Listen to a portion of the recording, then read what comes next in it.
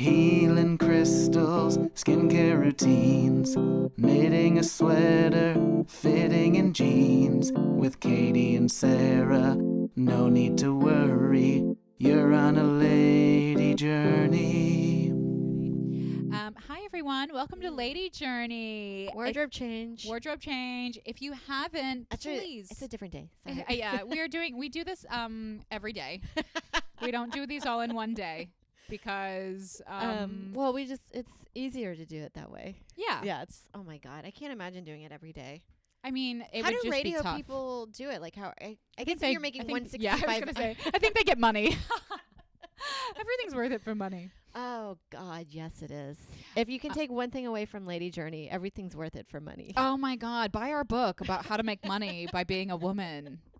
It's called Woman Money Time, and it only costs $79. Woman Money Time. Just send us a check, and we will send you our new book, Women Money Time. I love it. Oh God. Welcome to Lady Journey, everybody. Welcome. It's Katie. Did you record an album lately? Yes, I recorded my debut comedy album, and it was so exciting and very, very on brand for Lady Journey because I totally self-produced the entire album. Boss bitch. Yes, I'm a lady boss, which means I was going in and I was calling people bitches, and I was demanding attention. Yeah. Well, no, it's actually not finished yet, so I'm now on to self-producing it. It is complex and it's hard. It's very difficult, but I'm really glad that I'm doing it. I decided just to kind of take this on because, I basically wanted the money. And well, now you have you know what I did? I took away from when I did mine, is that now you have a piece of work of art. Like, yes. Yeah. You have a tangible thing that you can be like, I made that, and then you can move on. Yes, and I feel good about that, and I also feel good about so often in this business, or I think in any business where you are kind of waiting for validation from other people. It just feels really good to be like, actually, I'm just kind of doing everything myself. I don't need validation. I don't need anybody telling me change this, change that. Like I don't need or want any input in that area. I can do it all myself. And I am, and it feels great to be like, not only did I do a comedy album, which is like a big milestone for, I've been doing stand-up 12 years, so this is my big milestone, but as a woman business person, which I don't think we don't really think of comedy as like, oh, I'm an entrepreneur. Oh my God, but I feel like it's the hardest I've ever worked at anything in my entire life. And it truly is business. And so that was another thing for me that I wanted to just kind of like prove to myself that I actually, I'm like, oh, I don't know. I just don't know. But it's like I book myself on a lot of stuff. I make my own arrangements. Like I am not the most business savvy person, but I think I know enough to, at least complete this process by myself. So it won't be out for a while. I still have to I'm creating buzz. Creating the buzz. But yeah, now I'm going through the process, which is, maybe you can talk about this too, since you did your album, Voluptuous Boy, which I loved. Out now, and it's on YouTube. Spotify. I love that album. It's Thank so you. funny. It's so funny and so like whimsical and quirky. And but now, because I recorded it, and it's like that was the big thing that I was doing, but now I have to go through and listen to everything, and that's what I'm dreading. It's the actual work. You kind of have to confront yourself. Yes. It's really weird, but it's such a learning process because you find, like, I didn't realize I actually had some bad habits. Yeah. And those are things like in the next round that I'd like to like work on. Yeah. Yeah. I do. I have some too. I say, I say, what else? Yeah, what else? Like, and these are all just things to say because you can't deal with just like straight silence. Yes. Even though it's a millisecond. It's a millisecond, but yeah, it's stage fright basically. Yeah. And you're hiding, kind of like hiding behind the words. It's amateur hour. I know. It's like I've been doing stand-up 12 years, and people are like, does the stage fright ever go away? I'm like, not really. No, and sometimes it can get a lot worse. Yes. Yeah. I miss the naivete of being a new comic, of not realizing what was bad to do, and you just did whatever because you had to. Yeah, because you have to, and you are also surrounded by like new comics, and you think like, oh, I did like great compared to this other guy who it was his first open mic ever. Yeah. And now you're comparing yourself to like Mike Birbiglia. Yeah. You're like, wow, he's really good. I know. And then you're like, I will never be anything. Yeah. Yeah. It's so frustrating. But it's as you said, is like the nice thing about it is like you're not doing it to get validation. It's like nice that Right. Because we talked earlier about like getting milestones, finding like happiness with the toxic positivity of like even some of these goals that you've accomplished for some reason, like the late nights that they're never. You're like, I don't understand why that didn't make me happy. Yeah. And I have to say, doing like your own album, putting stuff out on your own and not waiting for the validation was actually a really fulfilling process. Oh, that's great. Yeah. Well, it's just like, as you said, you're working on something. Where beforehand, I think we're just like aimlessly going up every night, putting out stuff. But I think it's actually good to work on an hour. Yes. And although I did kind of get a drop off when I did the recording last week, where I kind of felt like, oh, I'm going to have the first recording. I had to buy out the room. Then I also got a pretty expensive camera shoot for it. So it's just like, and then I paid the comics. So like we're starting out with like a few $1,000s in the bag, not to mention I'm going to have to pay all this other extra money for the editing. Yeah. But I thought like, oh, it's going to go perfectly. I'm going to feel a sense of relief. Everybody's going to congratulate me. And then the next day is going to be like a wonderful day. But like that didn't happen at all for me, even though both shows went well. But, it's like I was zeroing in on like this joke didn't get the laugh that it usually gets, which that doesn't matter in the context of an album recording. And also doing an album is totally different than doing live stand-up where you're doing 20 to 15 minutes, even headlining, where it's like you have to engage the crowd. You have to do a little crowd work or whatever. Yeah. And in this context, it's like you want to have like a fully built out set. So,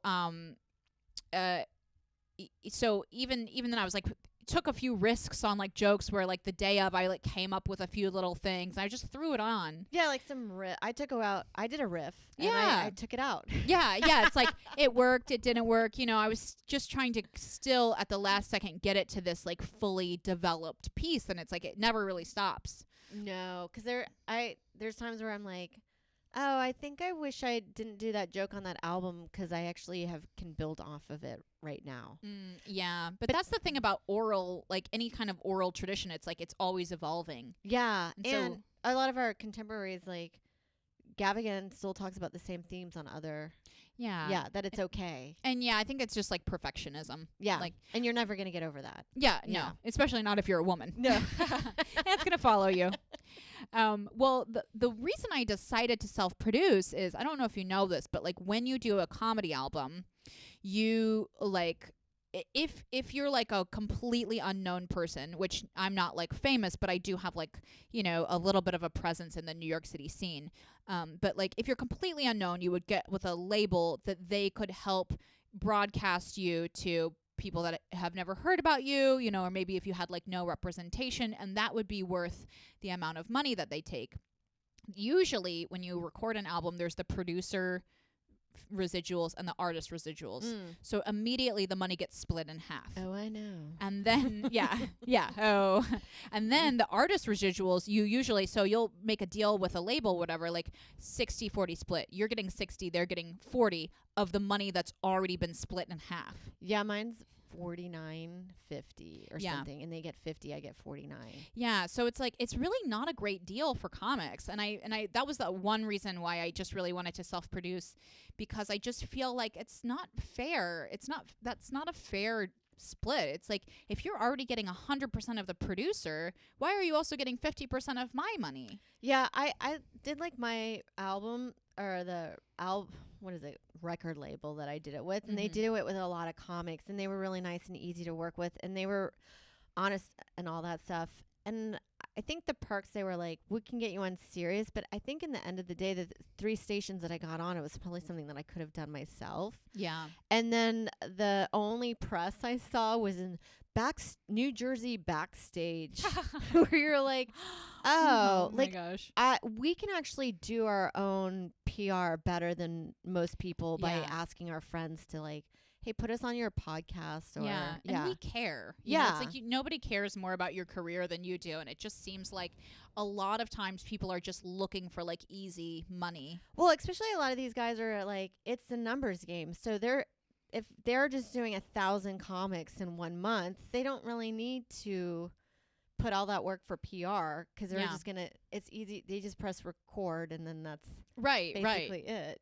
Yeah. So I think that's the big advantage of doing a label. In my opinion, it's like they will put the money up front for you.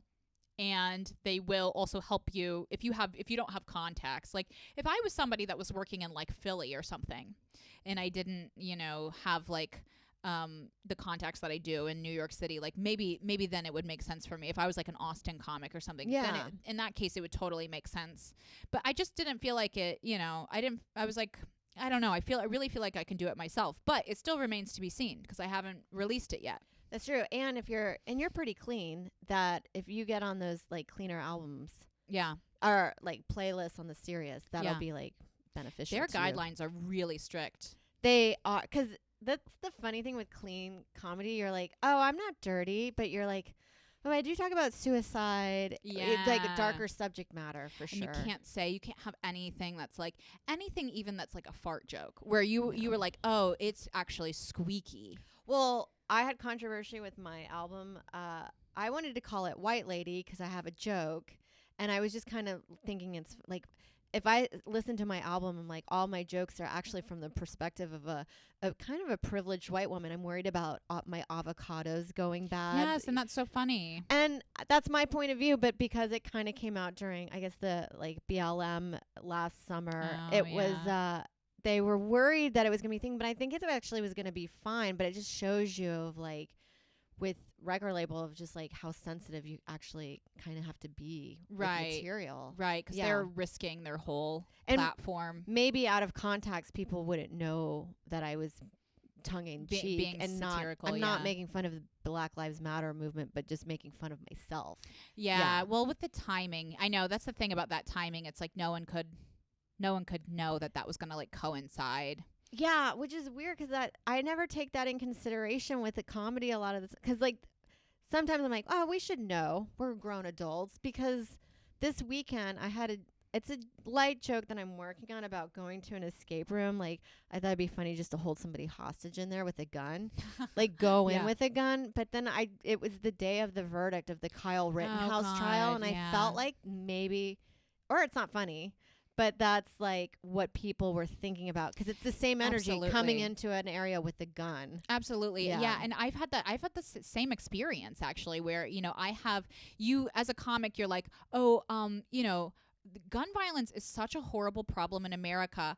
But then, there's like a kind of edgy thing of like, can I incorporate a take on gun violence into a joke? But, in order to be like a little, calling attention to it, putting your own spin on it, like having like a philosophical angle. Yeah. But you actually, in my experience, I could never do a joke like that because it would be like every time I tried it, it would be like, and there's been a mass shooting today. Yeah.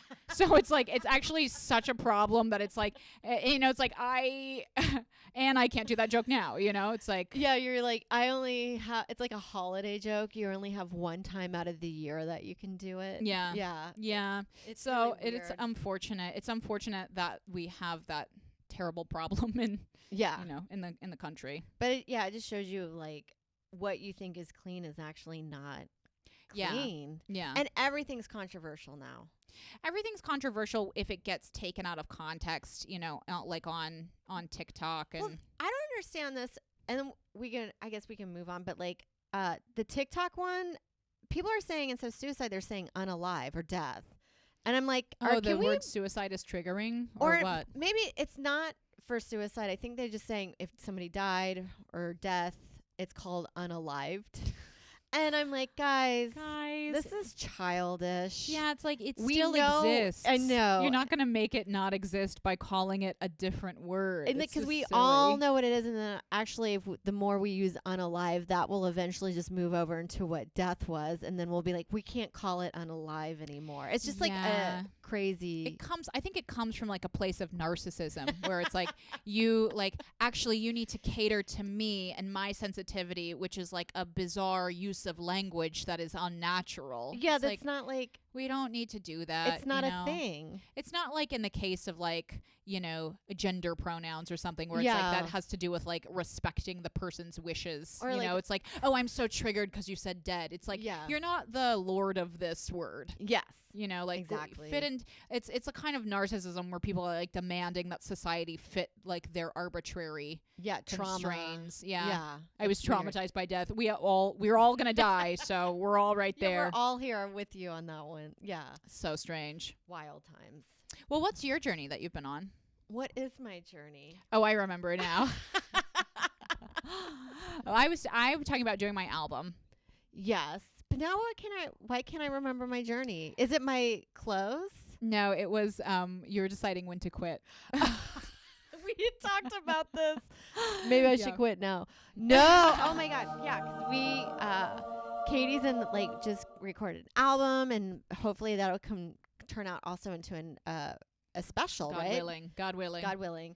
So that'll be out there. But it is funny, like you're in that moment of like, I'm creating stuff, and then I'm in this moment of like, when is it time to quit? And I think this is I'm not saying this in a negative thing. I'm not saying this for me of like, I'm going to quit stand up, but there are a lot of times career wise and a lot of endeavors in my life that I've kept doing it because I was thinking that you got to keep persevering. But when you start learning as you get older, some things aren't going to turn out. And I feel like I'm just wasting time. And then you feel down upon yourself for quitting. Yeah. When in actuality, I think it's fine to quit because it allows you to move on to the next thing that could be your thing. Yes. Yeah. And we live in like, I think this is an American culture thing where it's like, if you quit, then that's the same as a failure. Yeah.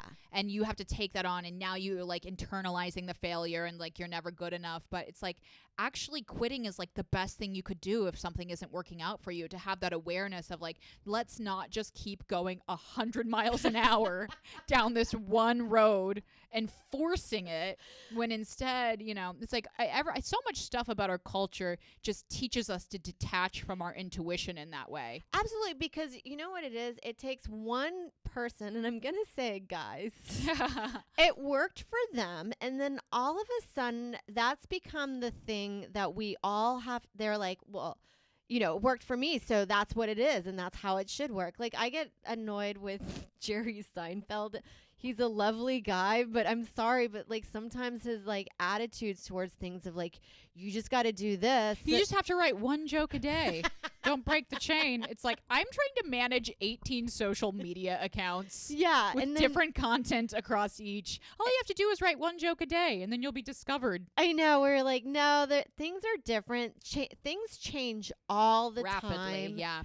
Trends change, the business change, things actually become obsolete. Like, I don't know, a lot of times lately for me, stand-up just seems like a comedy grab. Like, I'm like working on crafting perfect jokes and set lists, and then I just see people that are like blew up on TikTok get to do the one thing I've been dedicating my 10 years to, and they don't have a perfect set, and that's fine. I understand in the comedy club world as a business, you got to bring people then that will bring people in. You have to sell drinks. Yeah. Comedy is just sad in a way because it's not really about art. It's about selling. It's a business. Margaritas. Yeah. And I get that. And so I'm in this level of like, I love stand up and I will do it and I'll keep doing it. But I don't think it's one of those things that I'm thinking of like retreating a little bit and spending more time on like what I actually enjoy that actually gives me more return than what stand up does. And you should be able to do that without feeling like you're a failure at it. Yeah.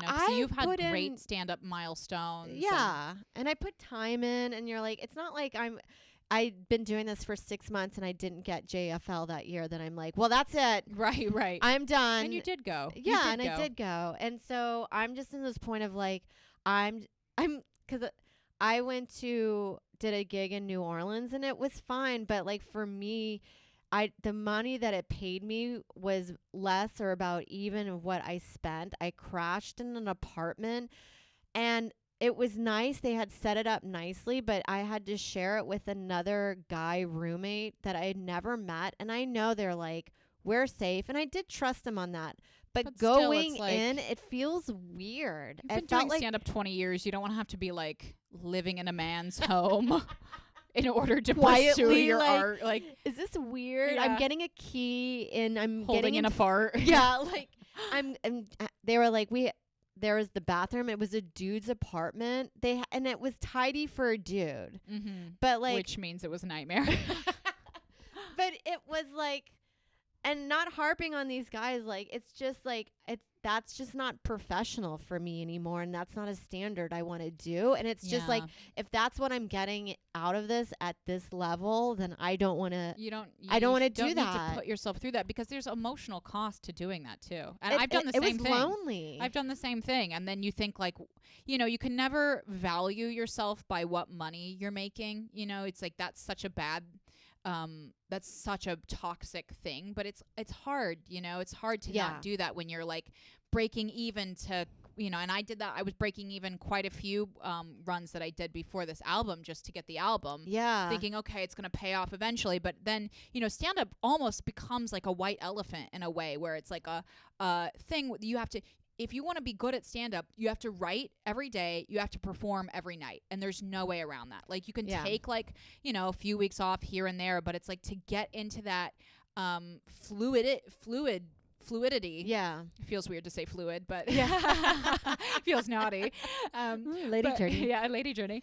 But you really do kind of have to grind at it. And so when you're doing that, you can't go over and do all these other things like I want to take an acting class, I want to develop a script, it's like you only have so much time. Yeah, that could be fulfilling somewhere else where I'm like, I will do stand up in the city. It's just one of those things that like I'm not going to be doing these kinds of gigs going forward. Yeah. And that's the kind of quitting I'm doing. But I'm also talking about like, I remember talking to Micah Fox one time and I thought Shame On with Karen were great. I love those girls together. Yeah, she's so great. They're so fun and they had a very defined idea and I thought it was a great concept. And I was like, oh, why aren't you doing it anymore? And a lot of it was probably like scheduling conflict. But she was like, after a few months, we were like, it's not going to get any better than this. And I was so impressed with Micah just doing. I was like, I've never heard anyone like say that to me. I've always been under the mindset of like, you just have to push through. It's brilliant. It's absolutely brilliant to be like, this is going nowhere. We got to cut our losses. Bye-bye. Yeah. Because why we don't do that in relationships, or you're not supposed to be doing that in relationships. Right. So it's like winners never quit. Yeah. And quitters never win. And you're just miserable. Yeah. You're like, but I hate him. But you got to work through this relationship. Yeah. And you're like, no, fucking quit. Just quit. If that's Lady Journey's message, just please quit and enjoy your life and do something better that you actually like. Absolutely. Like, do something that you enjoy. And I do enjoy stand up, but I do not enjoy driving 6 hours by myself and then being like, all right, bye, Mom. Like saying goodbye to friends and family when I could have like a nice time with them. Yeah. Yeah. Making those sacrifices at a certain point, it's like, that's great stuff to do in your 20s. You know? But at a certain point, it's like, okay, there's other ways. And you know what? This is to the travelers out there. If you do quit, I think you should do something awesome and nice for yourself to celebrate that you had the presence of mind to get out. Yeah. Get out while you still can. Oh my God, regroup. Make a pie. Seriously. Treat yourself. Do a bath. Do whatever. Watch a show. Edible, a small one. Yes. Do all those things that you've put off. Hang out with your friends and family. Oh have a life. Treat yourself to a drop of CBD. Yeah. Okay? So that brings us to our main topic, which I'm so excited about this. This is one of my favorite things, and we'll probably revisit it. It's Hygge and winter lifestyle. Oh, yes. All the fun. And we're in it. We are so in it. And I've started it already. We truly have. Yeah. I think this is a season for depressives. I think it's our time to shine. Absolutely. Absolutely. And I think like I hated winter forever. And I would always get like so depressed, hating it. But I'm really like turning a corner where I'm just like, instead of hating it and feeling depressed, I'm just embracing depressed activities. Like a weighted blanket. That's what Hygge is all about. I've got a weighted blanket. Joe doesn't like it. I always joke, my husband's out of town. I cannot wait to break out the weighted blanket. Adultery. Oh my God, they're the best. Yes. They're the best. And that's the thing about like, you know, I'm such a summer person. I love summer. But if you really can like wrap your mind around, you know, like I was saying, I'm like collecting candles now and doing all those fun hygge things. Yes. Or I love getting comfy socks. You can get them at CVS. Yes. Put those on. Comfy socks and just taking the time to do those little loving self-care things for yourself so you're not freezing. Yeah. I mean, enjoy a puzzle. How great was that during COVID? Yeah. You helped me on one. Oh, that was fun. I finished that puzzle. That was so great. That was It's actually such a pre-COVID. zone. You were Yeah. puzzling pre-COVID. I was puzzling. It's like I knew. No, all of the candles, as you said. I'm like, oh, we didn't get into my room scents that I'm into. Yeah. Yeah. Oh, candles are so amazing. And so hygge. Baking. Yeah. Baking. Okay, can you, I've heard this term and there's like a genre online of things that Yes. you can get into. This was the thing that blew up the internet back in like 2016 or something. But basically, it's a Dutch kind of like lifestyle concept where it's like you have all these fun things that you do during the winter to just embrace the cold, and you use it more as a time of like having wonderful indoor gatherings with people that you love, playing board games, having connection and coziness indoors. So it's like instead of being like, ugh, it's so cold, I hate going out, it's like, no, let's plan a lovely, you know, every Sunday night we're gonna watch a movie, we're gonna have hot cocoa, we're gonna have plenty of blankets, buy lots of sweaters. Because that's the thing, like winter is so much more bearable when you have like actually appropriate clothes. Yes. First of all, get the cozy shit. It takes a long time. First you're like, I don't want to get all that. But get the boots. Get the fur-lined boots. Get the boots. Get like 10 sweaters. My boyfriend, as you guys know, Mike, he cracks me up because he really is like, you wouldn't expect this as like a stereotype of a Florida person, but he's like, I'm freezing. Yeah. I'm freezing. I'm like, you're naked. Yeah. You gotta put on one shirt, please. Get a scarf. Yeah. Get a scarf. Yeah. But he's always cold, but he is like so used to just like, you know, at his place that he lived in before we moved in together, it would always be like they had the heat cranked up. It wasn't his fault, but it was literally like 80 degrees in there all the time. And he loved it because he just would wear like shorts and a boxers around. But yeah, I think like when you kind of get into the habit of being like, oh yes, winter has its own special magic, I love it too, and you embrace it, and then you kind of get away from that feeling of like, I hate winter, it sucks. Yeah, because it's long, it can be grueling, but and also if you appreciate winter, it makes you enjoy summer. Absolutely. But like, fuck off on spring here. Oh, spring is the saddest. It's like, how about winter's actually 6 months long, and then it's like, it's spring. It's like, is it? Because it's snowing. Then it's like, we just got out of the cold, and you're like, but we'll be raining and cold for about 2 months now. Oh, yeah. Spring is not great. But, you know, the worst thing for me, the absolute worst thing for me is when we hit daylight savings time in New York and it gets dark at 4:30. Yeah, because we worked Friday together on some TikTok stuff. Yes. Check out our TikTok Lady Journey. Yes. There was a moment, it's like 5, and my spot was... No, it must have been like 4 early. It was 4:30. It was 4:30, yeah. I kept feeling like I was late. Yeah, yeah, you said something to me. I'm like, it feels like midnight right now. It's like I was getting anxious, being like, I need to go. And you're like, why? You have 4 more hours before you need to be at your place. Yeah, the light just completely gone at 4:30. It's just always made me feel like sick, you know, like something is weirdly wrong, or like you're did you ever see that movie years ago? It was called Night City or something like that. It's a science fiction movie, and it has like, I think, Philip Seymour Hoffman in it, and it's like a film noir film, and it's set in New York City, and it's always night, and like by the end of the movie, does the city change overnight? Everyone falls asleep, and then there's people that work on it? Yes. That came out years ago. Yes. With Jennifer Connelly as a jazz singer. Yes. Yeah, What's and it called? Rufus Like, Sewell. Yes. I know what you're talking about. Oh my gosh, I forget, but it's something like Night Clockers City, or Night something? City, or yeah, and like That's forget. a fun game. You guys, we'll figure it out. Yes, if you know, shout us out in the comments. But I don't want to spoil it, so no spoilers. Okay. But if you want to watch the movie, just read the comments. Hopefully someone will. Yeah, figure it out. But We gave you enough IMDb information. There's a lot of we got 3 stars in there. Yeah, you'll get it. That's what I feel like, though. It feels like I'm in some kind of like weird Truman show, like where it's just night all the time, and it's like, how will they respond? Yeah. Or, you know, like you live in like Alaska or something, and it's like now it's just night for like the next. Yes, we live in. That's, as you said, like it's time. Like this time of the year, I decide I'm like I'll cook more at home. Yes, cooking at home. I love to cancel plans. I just did tonight. Cancel. Yes, yes. Cancel away. Shoot, get some movies. Watch some European films. Movies are so great. And then, you know, also like I'm into buying candles now. I've been talking about it nonstop. Room sense, like spruce up your area. I've bought like a bunch of sweaters where it's like, oh, now I'm excited to wear my new sweater and I don't have to feel like freezing and like, you know, annoyed. Absolutely. I know it is really you know about Bones Day and No Bones Day. It really is a no bones season. It's a no bones 6-month period. Do that. Curl up on the fire. You know, watch a movie, read that book, and do that puzzle. Quit your job.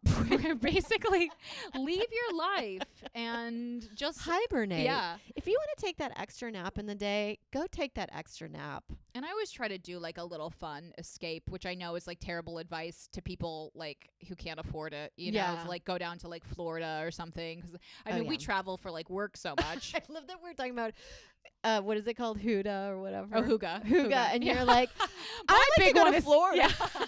My big Hygge is going to Aruba. I just go to a tropical island and that's what I do to bear the winter. Yeah. Bunker down. Yeah. No. With a sweater. Oh my God. But yeah, it makes it more bearable. It does make it more bearable just to be like, okay, I'm embracing the winter and we're getting through it. Well, I got some arts and craft stuff. So I'm probably going to be getting into watercoloring. Oh yes. That's so you. I love it. Some of that, and maybe I'll learn to crochet again and get past that skill plateau. Yes. Yeah. Crochet. I mean, I think for me, I'm just into like still decorating my apartment. So I'm like looking for some more throw blankets. Yes. I want to get more cozy throws.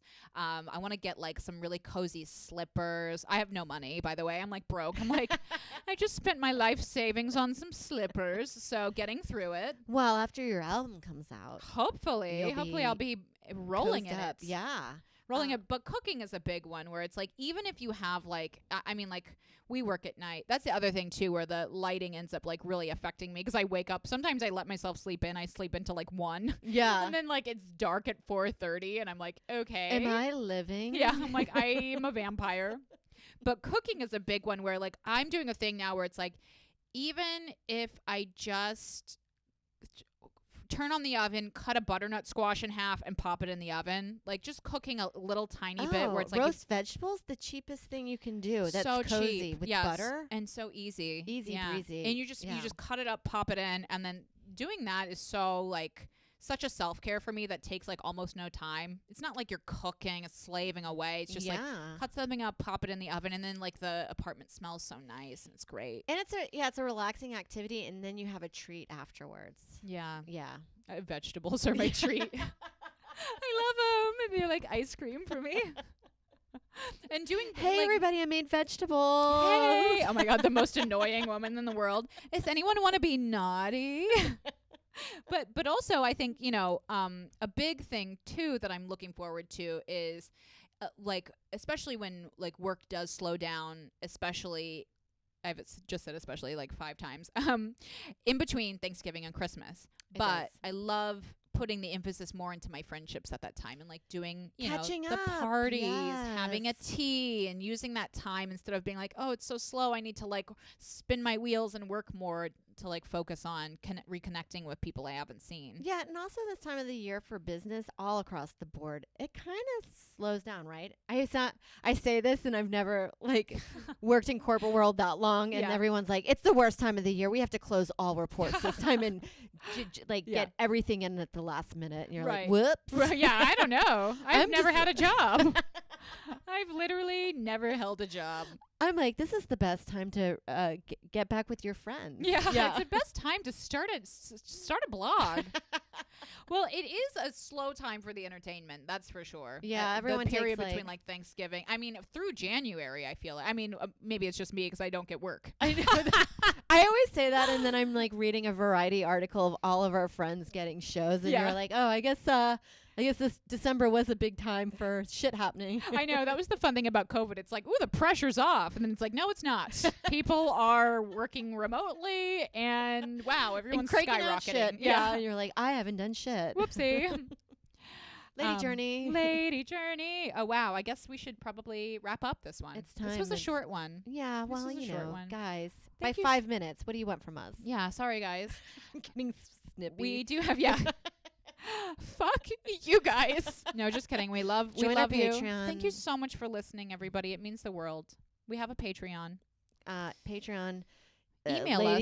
ladyjourneypodcast@gmail. Yes, email us and Spotify, send us like some iTunes. fun holiday stuff. What you do to get cozy. Yeah, send us your cozy recommendations. That's so fun. I love that. I do too. Yeah, and then please give us a 5-star review. And if you see us on YouTube, little like. Yeah, and little if you see us comments. out in the streets, don't talk to Yeah, us. please don't say anything. Or do, It's our but just secret. like, yeah, just do, A but thumbs just up. don't corner us and talk about a divorce for a long time.